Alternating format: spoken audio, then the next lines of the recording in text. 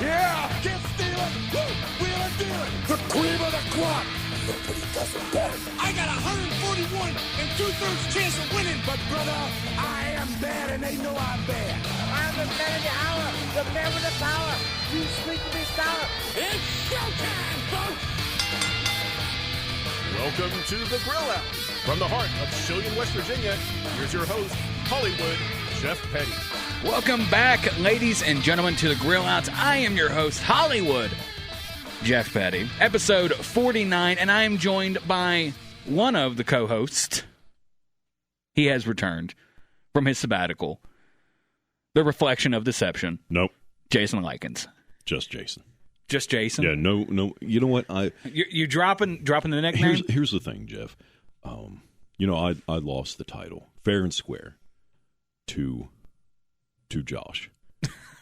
I did fair and square in our completely picks. Skips over me. In our picks, I lost fair and square. And while I was gone for 2 weeks, I've been doing a lot of self-reflection, and all I wanted was to elevate this show. And clearly, when I did that, I stepped on some toes. Maybe I didn't put in every obligation that I said I would. And I'm sorry. Listeners, I am sorry. So it is now just Jason. Just Jason. You know what? I am here for the greater good. That's all. Yeah, fair enough. Fair enough. And honestly, I find it kind of crazy because I don't know if the universe is against you or something, but it's the moment you take a couple weeks off from the show, Jesse Ventura shows up.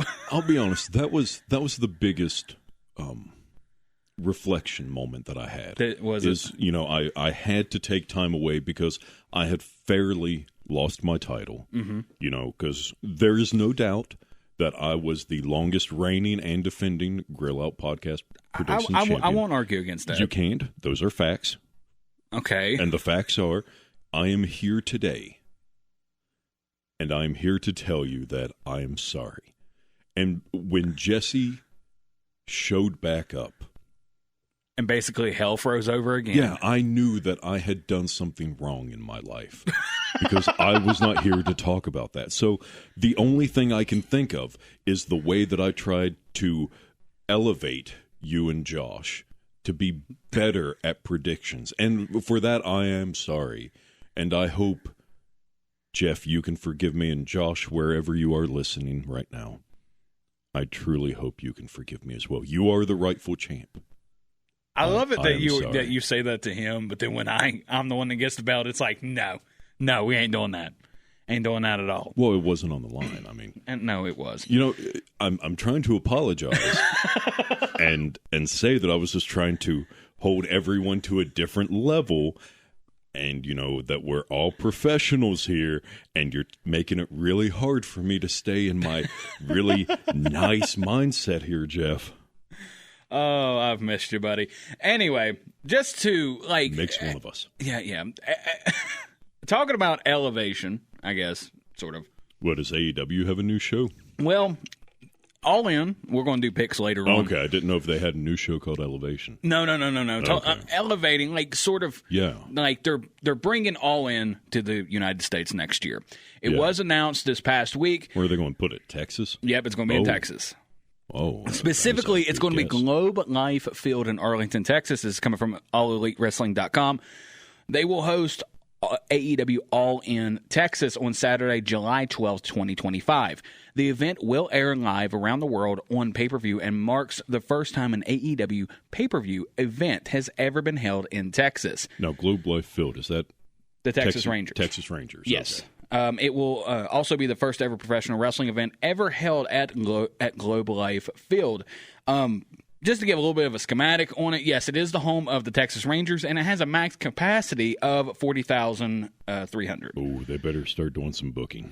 Yeah. Well, right now, actually, with them at Wembley, they have, last I checked, it was 45,000 tickets sold. And they got enough for roughly 50,000, so they got 5,000 tickets left over. Yeah, but sales in the U.S. for AEW are not looking good. They're not. But I think with them, because they just ended the esport thing with Texas. They just ended that little partnership they did, that little short partnership. And they pretty much were pulling in good crowds with that. Granted, it is a smaller building. But I think that maybe they've sort of carved out a little piece in Texas. We'll see. I could see people going to this. I don't see it selling out. I'll say that just right off the bat. Not to knock AEW. I don't see it selling out unless something drastic happens between now and then. But number one, I think it's going to be with what they've been doing in Texas, I think it's a good thing. Also, this is going to help them by having it in July, on July 12th, because this year and last year they've had it very close to All Out. Yeah. And last year wasn't it like just one weekend? Yeah, that's dumb. Yeah, I think this year it's 2 weeks. So it's this Sunday, and then All Out I think is in a couple of weeks. Okay. So they've spread it out by a week, but that's still a whole week. Yeah. So we'll see on that one. I do think it is rather ambitious. They did announce, they haven't announced where yet, but also next year they're going to do a stadium show in Australia. So don't know the schematics on all of that yet, but they have pretty much announced it. Though it looks like they will not be staying in Texas after this. They're going to do this in 2025, but then they are going to go back to the UK in 2026. Yeah. So this might just be a one-off thing. Possibly not Wembley, but someplace else in the UK. Yeah, Tony Khan said London, so I'm assuming somewhere, You see, I think London's a bad choice. Why is that? Because London is ungodly expensive. Fair. Okay, so if you have 2 nights in London, then you're having all other individuals from that area come down. Like from, I believe, Newcastle to London, a round-trip train ticket is like £145. Wow. Plus, then you're having to get 2 nights in a hotel in London. It's just... the first year is one thing because it was the first time and you had people go down and say, I was there. But if you keep doing that, I think you're just going to keep getting a lesser and lesser market. That, and also, I think, and I hate to bring it back up on the show, and I know we've talked about it. We talked about us being there firsthand and everything. I do think that we are still seeing some of the effects of showing the all-out, brawl-out, well, the backstage footage between Jack Perry and CM Punk. Still think that was a terrible choice for that. Though I will say, Darby Allin this past week saying about Jack Perry that I wish they would have fired you after that and everything. I think that right there, putting that little sprinkle in there is acceptable. I think that's okay. But what they did, we are still seeing the effects of it. Do you think the learning tree gimmick with Chris Jericho is doing anything positive? No. I think he's starting to get go away heat. In all honesty, the X-Pac heat. Yeah, exactly. He's starting to get that X-Pac go away heat. I'm not knocking Jericho with how well he is with reinventing himself. I'll say this: I don't hate the gimmick. I don't hate the learning tree gimmick, but I feel as if Jericho kind of needs to get away from the television a little bit. Yeah, he needs to get off the screen a little bit. Because that's the reaction I see. That's the reaction I'm having to it. Like, in all honesty, when I'm sitting there watching AEW, whenever I get a chance to sit down and watch it, I'm not gonna lie. When the learning tree segments start, I usually go do chores real quick. I have the TV turned on to where I can hear it and hear what he's saying. But that's kind of my reaction to it at the moment. Well, it's funny because fans keep saying that they want Judas whenever Chris Jericho comes out. And I think now that they've missed that line of when they could have brought it back and been a huge pop. True. Like now, I think he does need to go away for a bit. Yeah. It's Jericho. I'll say this: Jericho at the start of AEW was essential, but he has, to me, on television, overstayed his welcome. Again, I don't hate the learning tree gimmick. I actually think it's a pretty good gimmick because, again, Jericho is very good at reinventing himself, but I'm not that big of a. That's just how I'm seeing it at the moment, and I think a lot of fans are seeing that. Just to shift gears really quick, the G1 Climax 34 ended this morning, U.S. time. Okay. So the G1 Climax is over. We have a winner, and that winner is Zack Sabre Jr. He defeated Yota Tsuji in the finals to become only the second Gaijin foreigner to win the G1 Climax alongside Kenny Omega in 2016. Okay. So the only two Gaijins to ever win the G1 Climax is Kenny Omega and Zack Sabre Jr. Interesting thing about this. So for those that are not familiar with it, and I know I've talked about it a little bit on the show before, you win the G1 Climax. In that briefcase that you win is a contract for the main event of Wrestle Kingdom, their WrestleMania. Between now and then, you have to defend that contract. Like you're not just going straight to Wrestle Kingdom. You have to defend it, and that's sort of what the tradition has been. Yeah. Zack Sabre Jr. Now this hasn't been made official yet, but Zack Sabre Jr. in his post-match comments surprised when he broke tradition by not wanting to wait for Wrestle Kingdom. Instead, wanting the challenge for the IWGP World Heavyweight Championship at King of Pro Wrestling on October 14th instead, and promising that in victory he would have his first challenge in London at Royal Quest 4 on October 20th. So is Naito the IWGP champion? Okay. Yeah. So he's wanting to challenge Naito at King of Pro Wrestling in October. Like, he doesn't want to wait until Wrestle Kingdom to get his title shot. He wants to do it then. Now, here's my question about Zack Sabre Jr. Mm-hmm. I find him to be a great wrestler. Yes. But is he an entertaining one? Is he main event entertaining? I think now within New Japan, yes. Because and I'm saying that because I've seen him go from, I've seen him go from where he was in Suzuki-gun, where he sort of leaned a little bit on the group a little bit. He had it in him there, like character-wise, to be that cocky British guy, whatever you want to say, to now he is leading his own group. He is starting to, I think he's still got the TV title with him, or he's dropped it. But I can see that. I can see that with him. He's a phenomenal technical wrestler. And it comes down to what your preference is in wrestling. Yeah. Not everybody wants to see a technical masterpiece, which is what Zack Sabre Jr. is all about. 100%. Yeah. He's an amazing technical wrestler. Absolutely. Amazing with chain wrestling. Yes. A very much like old school British style of wrestling. He does have you can tell that he is heavily influenced by British chain wrestling. 100%. Yeah. And I think it's beautiful. I think it's great. But is it main event entertaining? And I'm not saying this to knock Japan, but I think in Japan he is there. I don't know how well that's going to translate into the States, but hey, New Japan, they're based out of namesake Japan, not in the U.S. It's like watching Hulk Hogan in WWF versus Hulk Hogan in New Japan. In New Japan, he did a lot more chain wrestling. Yeah, and you've even said before on the program where we've talked about that you have to, when you're working in Japan, you have to be that way. Yes. You have to work. You've got to put in this, you got to put in a lot more than what you would here in the States. And that's just that is just the different styles between the two. Yeah. As much as I hate to say it, if Zack Sabre Jr. came to WWE, I don't see him as World Heavyweight Champion. I can see him as an Intercontinental or United States, but not the face. No. I don't. I was getting ready to say that he would sort of get the Daniel Bryan treatment, but even Zack Sabre Jr. is a heel. He's not a face by any stretch of the imagination. And Daniel Bryan, whichever you want to go, Daniel Bryan in WWE was a face.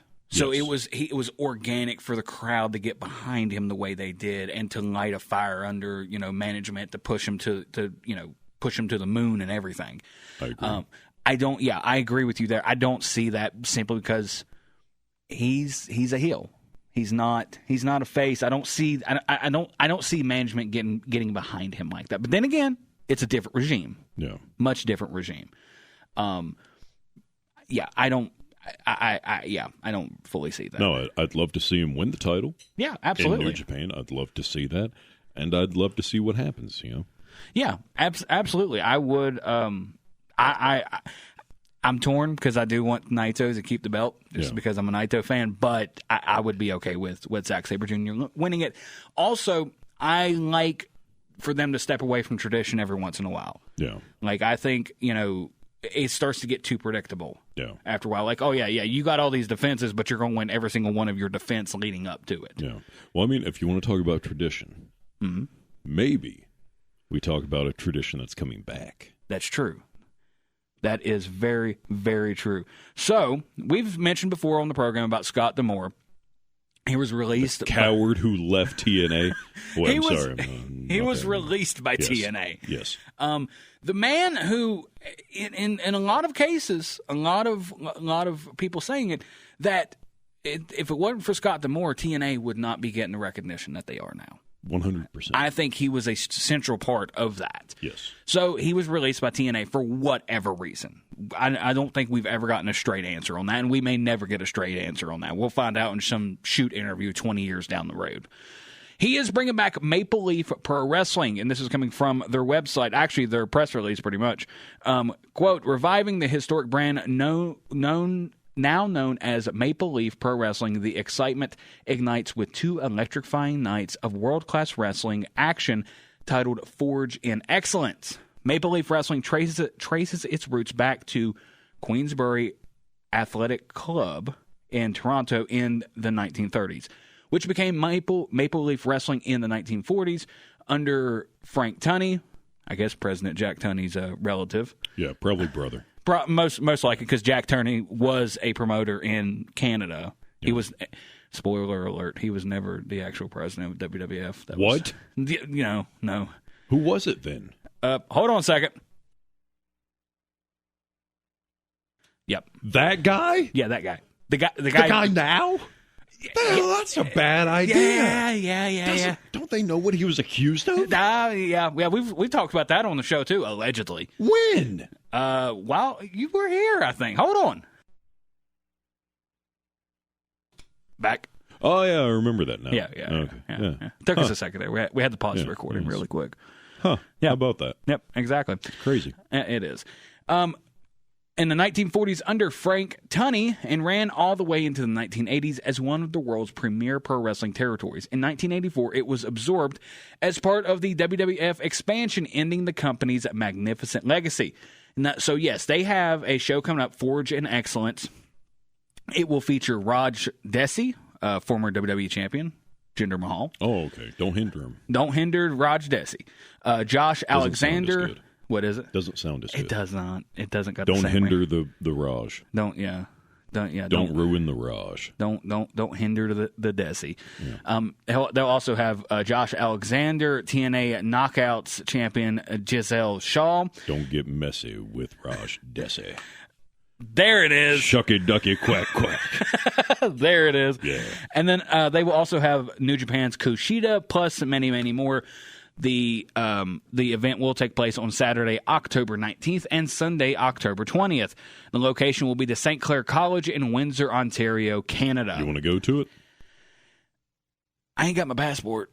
I got to get my passport. Wait, do you seriously not have your passport? No, not yet. Get a passport, man. I probably should. You know what? If you would have had your passport, I would have taken you to this. Oh, well. You and me, we would have gone. Except I'm working that weekend down in the southern part of the state, so I would probably just leave you at the airport. Not fair. I would be like... Wait, no, I'm not Hill anymore. But yeah, so Scott D'Amore is bringing back Maple Leaf Pro Wrestling, and yes, the event Forge in Excellence will be on Saturday, October 19th, and Sunday, October 20th, in Windsor, Ontario, Canada. Who knows? Maybe if Zack Sabre Jr., or as I call him, Zch, wins the title, maybe he'll show up at Maple Leaf Pro Wrestling at some point. Maybe. You never know. Also, just to shift gears going over to WWE, John Cena has put out details on his retirement plans. Did not see that coming. No, did not. So, He was speaking with Collider and gave a more specific number about the dates and, the times that he's going to be working. Quote, "This is one thing I can give you. I can probably confirm The Peacemaker, the second season of Cena's DCU. Great show. Is it? Yo, I haven't seen it. It's hilarious. Oh, wow. Yeah. Show on Max is currently filming, will take us to the end of 2024. And I can say that with the utmost conviction because I have given the calendar year 2025 to WWE. I am retiring in 2025, and I start the farewell tour in January, and I'll end it in December. It's going to be right around 36 dates around the world to pay thanks and gratitude to the WWE audience around the world. So that's what I'm doing in 2025, end quote. I had a buddy of mine debating me that John Cena said that his last match was going to be at WrestleMania, and I had to explain to him. It's like, no, it's not. It's like, yeah, it is. I think I know what I'm talking about. And I'm like, I do a podcast about wrestling. like we literally talked about this yesterday. Yeah, like we. Well, Jason, you just don't know what you're talking. Okay, I guess not. Sometimes you just let them talk. Yeah, just let them talk. That's all you can do. Sometimes when you let them cook, they burn the food. Ain't that the truth? Yeah, that is the God's honest truth. We even said on the show, this is just more details coming out, but I even remember us saying on the show, I can't remember which episode it was, that no, it's not going to be at WrestleMania. No. Actually, I think at that point we thought it was going to be Money in the Bank next year. Kind of an odd thing, but that was a year from him announcing it. But now, since he's given more details, it's pretty much going to be the entire year of 2025. Yeah, January to December. Yes, 36 dates, so that's what, roughly 3 shows a month? Something like that, yeah. I think that is 3 shows a month. So that, that's got to count for PLEs, probably a Raw or SmackDown in there. Now, do you give him another run with the title? Oh, man, I've thought about that. I guess it depends. It depends on where Cody is at the time. Yeah. And it depends on where Gunther is at the time. Yeah. I see Gunther having a very lengthy run.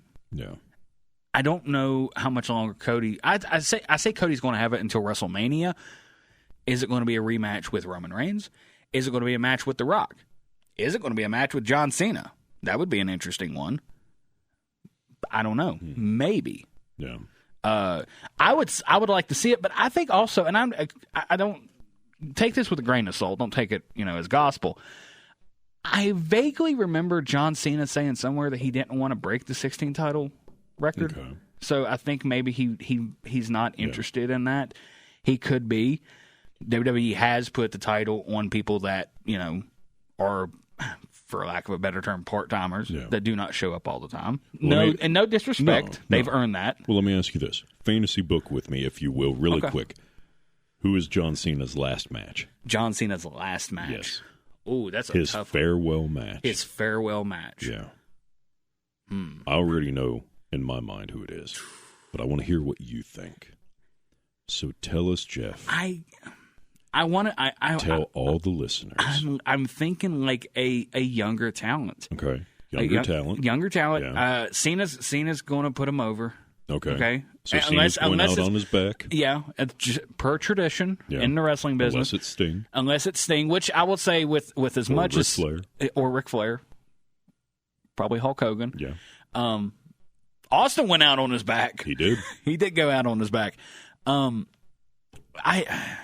would say Gunther, maybe. Gunther or Chad Gable. Chad Gable. Okay. Baron Corbin. I mean, I don't know. Baron Corbin. You're going Baron Corbin on that. Took out Kurt Angle. He can take out John Cena. We're going to end it right there. So, Nick Nemeth, huh? Oh, yeah. What about him? Real quick. That's a great segue. Just to wrap it up, because we got predictions here in the next few moments. Nick Nemeth did lose his AAA Mega Championship to... He lost? He did. Wow. He lost it to Alberto El Patron. Wow. And also Nick Nemeth came out with JBL. Oh. Also, Matt Riddle won the AAA Cruiserweight title from Commander last night. Wow. And Raj Desi and Satnam Singh won the AAA tag titles. Okay. So that's what happened last night on AAA. So that is all of that. at the moment. We're going to go ahead and stop it right there. Up next, we have predictions for this Sunday's, not today, a week from today, AEW All In. Stay tuned.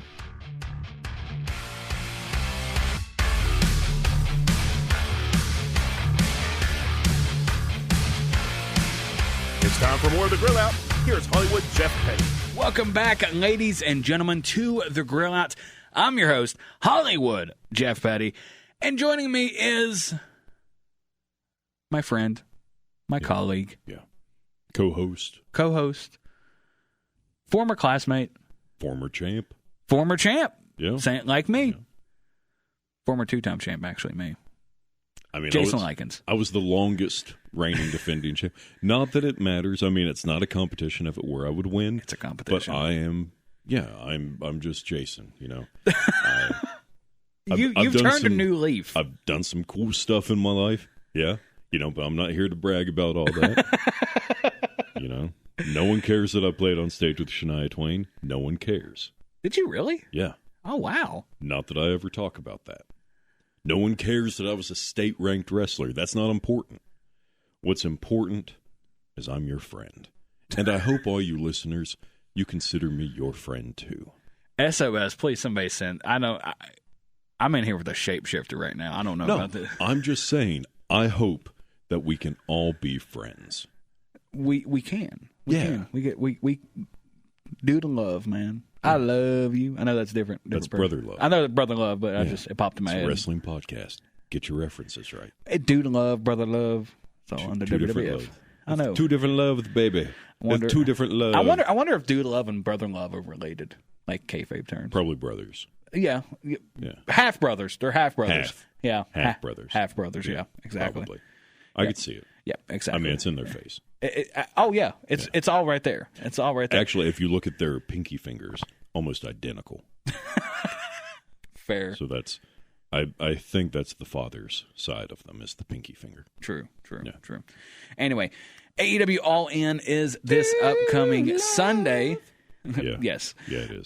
It will actually. So normally, with a pay-per-view, we would go ahead and do, if it is that Sunday night, we'd go ahead and do our predictions, get it out of the way because we're doing it before the show. Well, because this is going on in the UK, it will start 1 p.m. Eastern Standard Time. So next Sunday, 1 p.m. Eastern Standard Time will be the start of AEW All In. So because of that, and we normally don't get a chance to do our show until then or around that time, we're just going to go ahead and get the predictions out of the way. Also, we have predictions next weekend as well due to Bash in Berlin. At the moment, because the champ is not here. Well, to interrupt you really quick, Jeff. Okay. I'm very sorry. Josh has sent me his picks for this show. Oh, okay. Yeah. Okay. So while the champ is not here, he's out doing champ stuff. Probably media. Yeah. He has sent me picks, and you know what? Let's go with them. No, let's roll with it. There are two matches that we're not going to cover on here because there's still things that they are adding to it to the upcoming week. Well, and if I can interrupt you one more time, Jeff, I'm sorry. I believe that we need to give Josh the same champ treatment. He gets to go last. Okay, that's fine. That's fine. The Casino Gauntlet match with Orange Cassidy versus a variety of participants. We don't know who else is going to be in that match. May just do it as a bonus. Actually, we'll go ahead and do a bonus. Like, who do we think is going to pop up in that match? That's the only one. The only other one that we're not going to cover is the 4-way London ladder match for the Trios Championship. In that match so far, you have the Patriarchy taking on the Bang Bang Gang, taking on House of Black, and then a to-be-determined team. We're not going to cover that because, again, we don't have the full information, and that's going to be this upcoming week, and we're just not going to be able to cover it. So. Okay, well, I mean, Josh sent me a pick for that as well. Oh, okay. Well, we'll throw it in there, but we're not going to count it. Okay. So, okay, that's fine. Anyway, first match, pre-show match. It is a mixed tag match. Chris Statlander, go and listen to our interview that we had with her some months ago, and Stokely Hathaway taking on Willow Nightingale and Tomohiro Ishii. Stokely Hathaway said that he is the Stone Pitbull of AEW. He's going to get destroyed because Ishii is the Stone Pitbull. Yes. The winning team will choose the stipulation of the match between Nightingale and Statlander at All Out in a couple of weeks. So, just to start off, Jason, who's your pick? Oh, you see, this is a tough one for me because I really think that it should be Nightingale and Ishii. Mm-hmm. But that's really going to just not go well for Statlander. No, it's not. I think I'm going to have to go with Nightingale and Ishii, though. Okay. Like, I don't want to, but I just... Night-ish. Well, God. No, Nope. I can't do it. You going Statlander and Hathaway? Statlander. Okay. Stat-Hath. Yeah, has to be Statlander. Okay, we're going to go down as Stat-Hath. All right. I think I'm going to agree with you on that one because... I don't know. I just have a feeling on this one. The thing is with stipulations like this, they, not all the time, but most of the time they are tailored more for the heels. Yeah. It's to give the heels an extra advantage so that the babyface can have something else to overcome, another part of adversary to go over in the match. So both of us so far are going to pick Statlander and Hathaway, and who has Josh chose? Okay. So Josh has picked Medusa and Howard Finkel. I didn't even announce them, but okay. No, he's the champ. So Medusa and Howard Finkel. But is it the Fink? You know what? So the next match is singles match for the AEW Women's World Championship. And in that we have Timeless Toni Storm, the champ, going with Luther versus the Glamour, Mariah May. Who do you got? God, I don't know if this is going to be right, but I love Toni Storm so much I have to go Timeless. You're going Tony Time. Yeah. Tony Timeless. Time. Tony Yeah. Timeless. Okay. You're going Tony. Yeah. I'm actually going to go Mariah. Okay. Yep, I'm going to go Mariah. Tony has been an excellent champion. Yeah. She's been a wonderful champion. To legitimize Mariah May more, because I believe she's also from England, so it makes sense they're in England. Yeah. Have her win, legitimize her more, give Tony some time off, then bring her back. No, that's fair. I mean, that's a good point. I've already said Tony. I love Toni Storm so much. I have to go with that. I get it. I love her character, and I love what's going on between her and Mariah May since all the little Easter eggs that people have pointed out.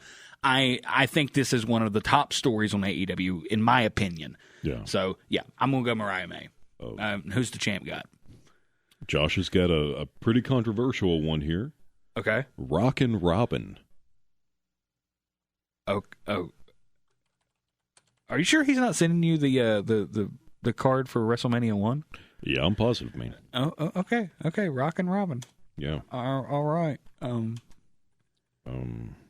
Okay, so I've got Toni Storm, you have Mariah May, and the champ, Josh, has Rockin' Robin. For those of you that don't know who Rockin' Robin is, I don't have all that much information myself, if that says anything. I mean, she's a former champ. She is. I just don't know too much. Google it. He's sticking with belt lineage. I don't. Okay. All right. Singles match for the AEW American Championship. Your current champion, MJF, who is sort of on a tour right now in the UK, taking on the UK's own Will Ospreay. Jason. You know, I'm going to have to stick with MJF because he's just being too daggone good with the title. I have thoroughly enjoyed it. It is sort of the same shtick, same MJF, mannerism. You want to talk about getting heat, beating Ospreay in England? Come on. Yeah. Yeah. And the fact that he has been on Wrestle Talk, and he was on Wrestle Talk and Cultaholic, and he was doing, I think he had the match with Michael Oku in Rev Pro, so he defended his title there, won, retained his title, and he's been on this sort of media tour over in the UK with all of the wrestling outlets over there, and been amazing. This American character has been so good that even JBL has tweeted, giving him the thumbs up, telling him how great it is of what he's doing. So, you know you're doing that gimmick justice when JBL, of all people, is giving you the thumbs up. So, I'm actually in agreement. I am going with MJF on that one. Also, I feel like Ospreay, it's time for Ospreay to move past the title. Yeah, 100%. Like, he needs to move on moving towards the world title, in my opinion, at 100%. This point. So the champ, Josh, has decided to go with, someone Gorgeous George? No, that would just be dumb. For the AEW American Championship, he is predicting a new champion. Okay. The Patriot. He's going...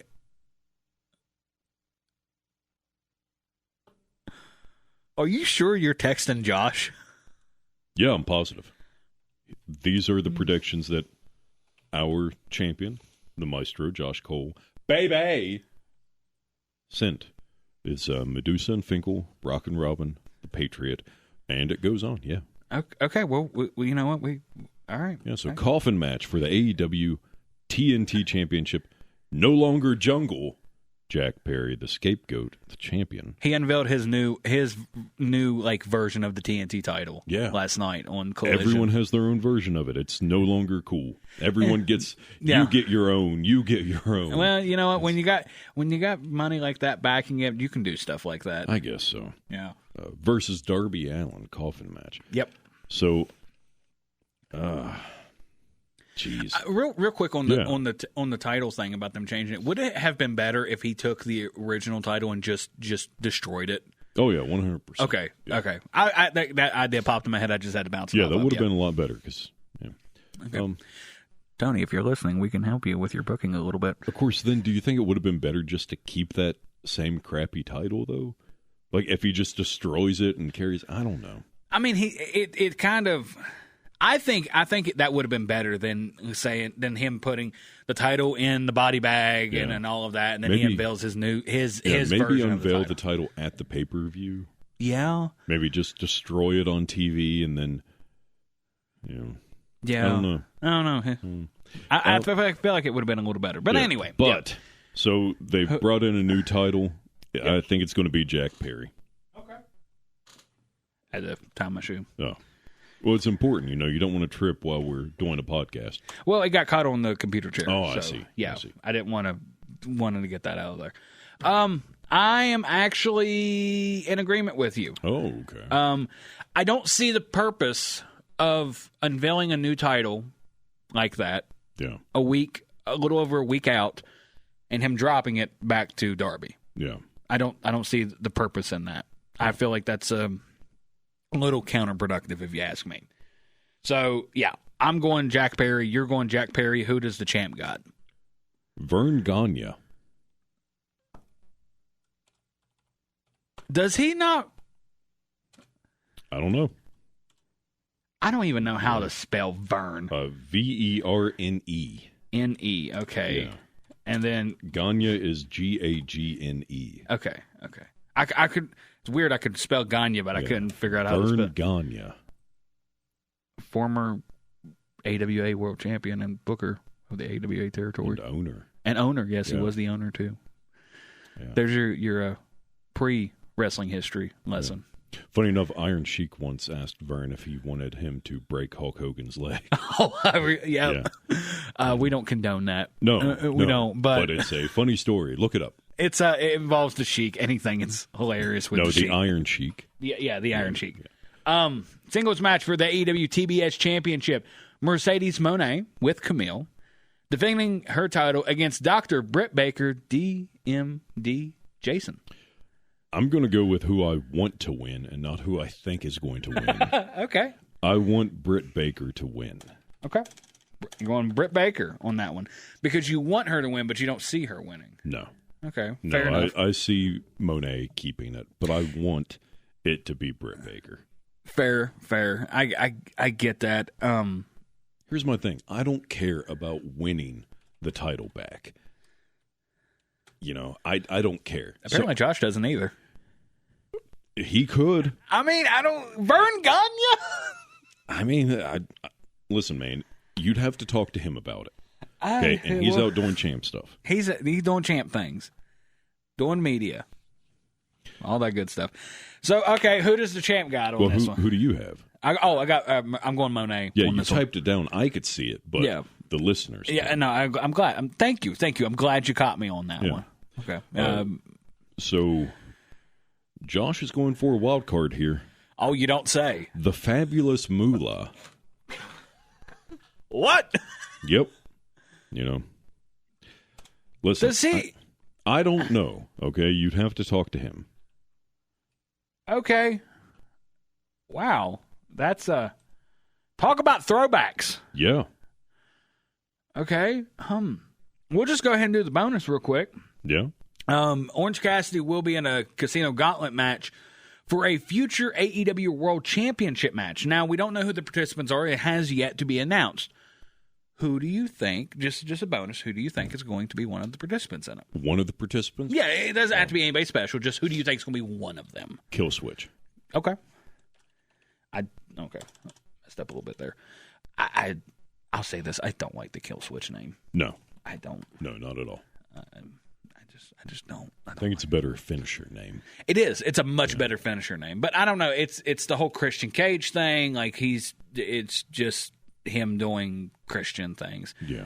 It's maybe him like, hey, you're mine. Like you're my property in a way. I don't know. Who do I think is going to be in it? Sammy Guevara. Okay. Yeah.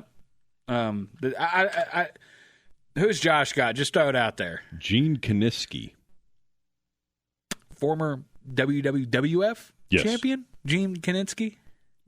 Josh likes title lineage. We got to check on him after this. This doesn't make any sense. For those of you that don't know who Gene Kiniski is, you're not the only one that's listening to this. Yes, he is a former WWF champion, like under Vince Sr., not Vince Jr. Yeah. Vinny J, not Vinny K. I mean, Vince's dad. I don't know if he's still with us. I don't know. I'm not going to tell Josh that. I don't want to upset him. But so last chance match for the FTW Championship. Chris Jericho, the Learning Tree guys, the champion with Big Bill and Brian Keith versus Hook. Here's a stipulation: if Hook loses, he can never challenge for the FTW Championship as long as Jericho is champion. Jason. Hook. You're going Hook? I'm going Hook. Oh. I'm actually in agreement with you. Like what we said in the previous segment, if it weren't the context of Jericho being around all the time, I would be okay with the Learning Tree. Yeah. But I'm tired of seeing Chris Jericho on my screen. Yeah. I just am. Now, with it being for the FTW Championship, is it hardcore? Like anything goes? I'm trying to follow Josh's pick on this. I don't know. I don't think so, because it's not the original. I can't say on the air what Taz had it in ECW and everything. Can't say what that is. Yeah. But it's now Jericho has rechristened it the For the World Championship. Okay. So it may not be. Okay. Well, I mean, this one still makes sense. He wants a killer in the ring, so he's gone with Killer Kowalski. The man who trained Triple H and China. Yep. All right. Y'all really getting a wrestling lesson tonight. Tonight, this morning, whenever you're listening to this. Mm-hmm. Killer Kowalski was the one who trained Triple H in China. He was, yeah. Now, he trained quite a few wrestlers. He did. That's the dude that I can think of off the top of my head. Three-way tag match for the AEW World Tag Team Championship. The Young Bucks, your current champions, will be defending it against FTR and the Acclaimed. Jason. Okay. Also, I just saw that Killswitch is in a match coming up, so I don't think he'll be in that battle. Well, it's a bonus. That's why it's a bonus. Let's see. Three-way tag. Young Bucks versus FTR versus the Acclaimed. You know what? I still think it's going to be Young Bucks. You're going with the Bucks. Yeah. Okay. It could be. It very well could be the Bucks. I could see maybe some type of interference on this. It is a three-way match, so there is no disqualification from my knowledge. I'm going to go Bucks too. Part of me doesn't want to, but I kind of see where you're coming from with this. I don't really see...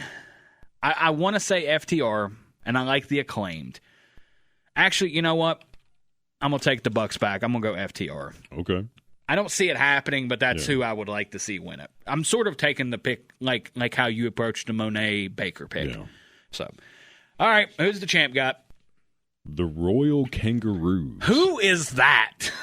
Let's see. Professional wrestling tag team consisting of cousins Jonathan Boyd and Norman Frederick Charles III. I have heard of neither. Yeah.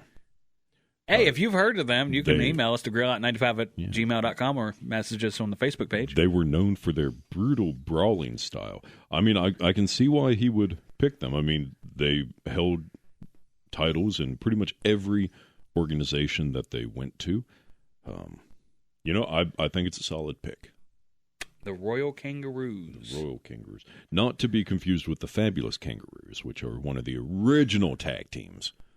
I mean, he could have went with them. Wow. But I didn't know that one. Yeah. You learn something new every day. See, you learn things on this podcast. You do. Lord Jonathan Boyd, and Norman Frederick Charles III. Oh, boy. The Royal Kangaroos.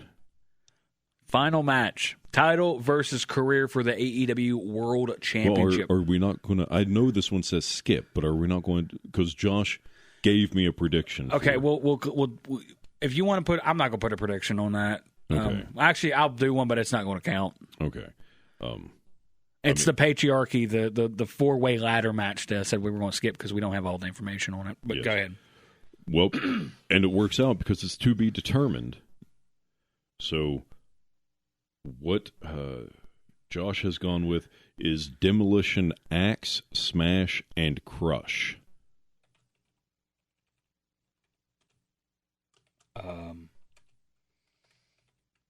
Solid pick. Yeah. I mean, it is. Solid pick. Yep. Okay. So I'm gonna go with the patriarchy. Yeah. Yeah. You can. Who do you think? The Fabulous Freebirds. No, they're not in this match. Why would I pick that? No, I think it's Bang Bang Gang. Oh, you're going Bang Bang Gang. Okay. Yeah, of course. Okay. Why would I go with the Freebirds? Well, no, you're not Josh picking right now. Yeah, for real, man. Okay, fair. All right, now give me some of that BBG. All right, now we are here at the AEW World Championship match. Swerve Strickland with Prince Nana defending his title against Bryan Danielson.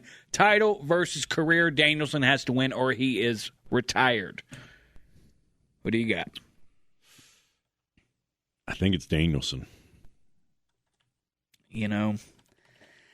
I think you are 100% correct on that. Yeah. They've sort of matches like this, when you have this type of stipulation, can be very predictable. And they have Tacoma coming up, Tacoma, Washington for Wrestle Dream. Yeah.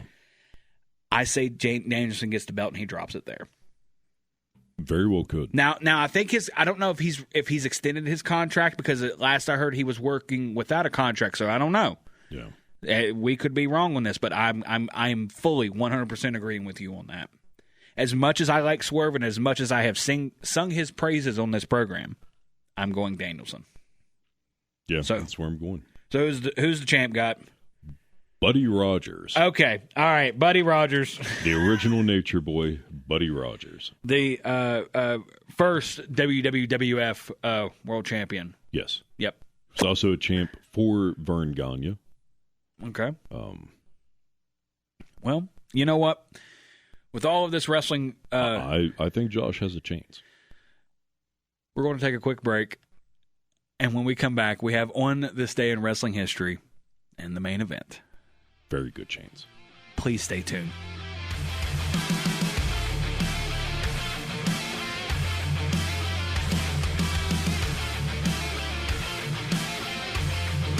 Once again, here's Hollywood Jeff Petty. Welcome back, ladies and gentlemen, to the Grill Outs. I am your host, Hollywood Jeff Petty. Nothing Hollywood about me, though, but I'm here. And I'm joined by Just Jason. Just Jason. Just Jason. That's what you want me to say now. Yeah. Just Jason. Just Jason. Because, listen, I am no better than anyone else. I am no better than our listeners. You put your pants on just like everybody else, one leg at a time. I do. It's just after my pants are on, I'm the longest reigning defending predictions champion of all time. It is. But I am just Jason. You and me, we're exactly the same. I'm just taller, better looking, but we are exactly the same. I think we're the same height. We are exactly the same. On this day in wrestling history.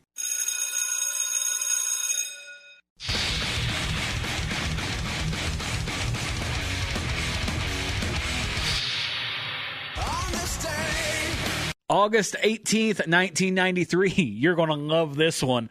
WCW presents Clash of Champions 24. Yeah. Big Van Vader defeated Davey Boy Smith in the main event to retain the WCW World Championship. Oh, it's time. It's time. But this is not what people remember this show for. It's Vader time. It's the Shockmaster time. Oh. More famously, the Shockmaster made his debut in a backstage segment, seamlessly and graciously bursting through a gimmicked wall with no mistakes made. I think that's Uncle Fred. Oh, yeah. That's just when the Shockmaster did make his debut, and the glittered stormtrooper helmet. Yeah. Fell over and everything. This is 1993 today. And can't say what Davey Boy Smith said. Cannot. It can be heard on the mic. I'll say this, 31 years ago today. Is when, still remembered among wrestling. Very, very much. Yeah. August 18th, 2013, SummerSlam again. And this one featured a pivotal moment of the modern WWE era. Disregard that for this pivotal moment of the modern WWE era. Daniel Bryan faced John Cena and won clean to claim the WWE Championship. However, after the match, special guest referee Triple H planted Bryan with the pedigree and allowed Randy Orton to cash in the Money in the Bank contract. Oh, that dirty Triple H. Yeah. That dirty so-and-so Triple H. Don't go as far as Jim Ross used to go. That was... Jim Ross, I'll say this, Jim Ross's hatred for Triple H on the air. Oh, yeah. Like what I said about Drew McIntyre and CM Punk, it could power a small village. Yes. That it just could. August 18th, 2018, NXT TakeOver Brooklyn 4 took place to enormous critical acclaim. The main event saw Tommaso Ciampa defeat his great rival Johnny Gargano to retain the NXT Championship in a last man standing match. The card also saw two title changes that saw Kairi Sane defeat Shayna Baszler for the Women's Championship and Ricochet vanquish Adam Cole, for the North American Championship. You know, Ciampa and Gargano, always great matches. Absolutely. Always. Absolutely. The ending, it wasn't this NXT TakeOver. Yeah. I think it was a previous one to this one. The lower third coming in. Yeah. The watermark to signal that the broadcast is going off, and then the turn. Yep, and then the turn right there swerves you every time. I'll tell you this: not too long ago, when I saw Ciampa without the beard, I had no clue who he was. That's true. I saw that picture. Yeah, instantly 40 years younger. Yes. Yeah. Absolutely. Same for me. Yeah. I shave my beard off. I look like I'm 14. Yeah. So yeah. I think that says more about Ivy than it does you. Yeah. She. I'll say that she prefers the beard. I've joked with her saying I'm going to shave it. Yeah. And that's good. Yeah. She's like, no, that's not. No, we're not doing that. Hey, before we get into the main event, yes, I think there's something that we should touch base on. Yeah. Actually, before we get to the main event and finish all this up, let's not end on a sad note. That's true. That's very true. So this past Friday, August 16th, Afa Anoa'i passed away at the age of 81. He was one half of the Wild Samoans with his younger brother Sika, who passed June 25th, so just a little less than 2 months ago. Yes. Afa is the uncle to Roman Reigns. Yes. Sika is Roman Reigns' father. Yes. So that's where they are at in the Anoa'i family tree. And then on Friday, August 9th. Yes, we didn't get a chance to mention this last week because as I said on the show, weird schedule. Plus I took some time off. The Taskmaster, Kevin Sullivan, passed away at the age of 74. Yes. Which, if you look at the match in which the authors of Pain and Karrion Kross, what's their group name? I can't think of off the top of my head. Yeah. You asked me too quickly on that one. But their manager, whose name is completely slipping my mind right now. Paul Ellering. Paul Ellering. Yes. The X on the forehead, that was Kevin Sullivan Taskmaster, inspired from back in the early days, yeah. Oh, good. Okay, didn't know that one. Yeah, well, Kevin Sullivan's big gimmick was like this big satanic individual. He had Woman, which was Nancy Benoit. Which was his wife that he then booked to have an affair with Chris Benoit, and then booked his own divorce. Yes, he did. But not what we're talking about right now. We're talking about the passing of Kevin Sullivan at the age of 74. And also Alpha Anoa'i passing away at 81. And, of course, we mentioned Sika Anoa'i. We didn't get a chance to a couple months ago to mention it. But, yes, our condolences go out to the families on for those legends of professional wrestling, because that's what they are. Just to end everything with the main event, nationally and internationally. Nationally, it's about the same. We got the upcoming this week for your professional wrestling on television. Next Sunday on the 25th will be AEW All In from Wembley Stadium.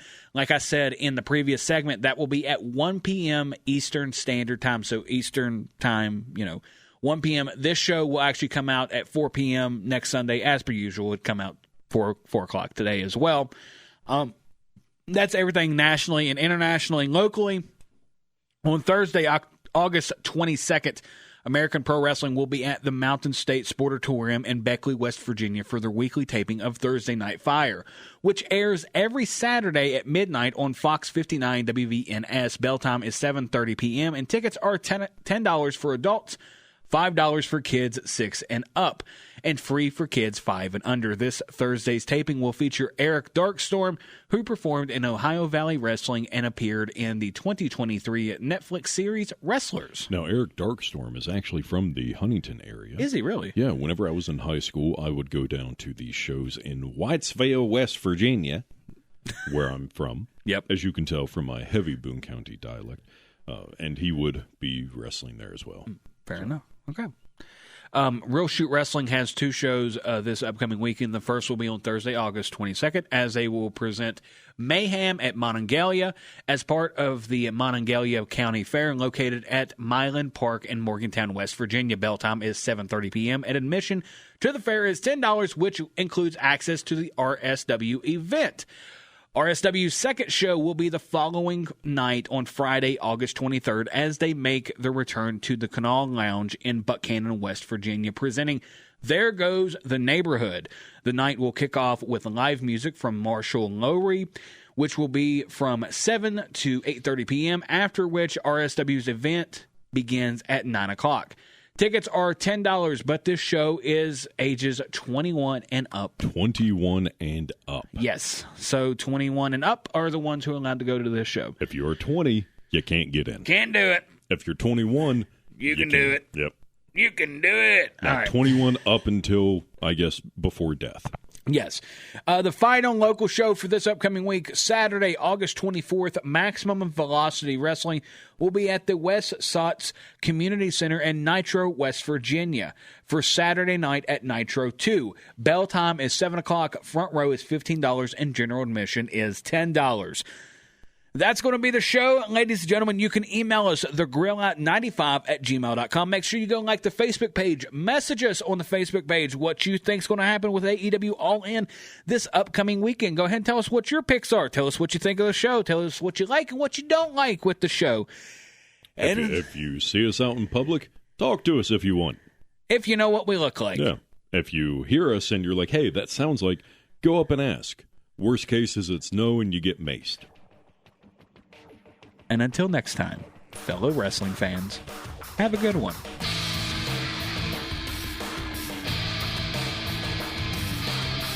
Goodbye, and good night, back.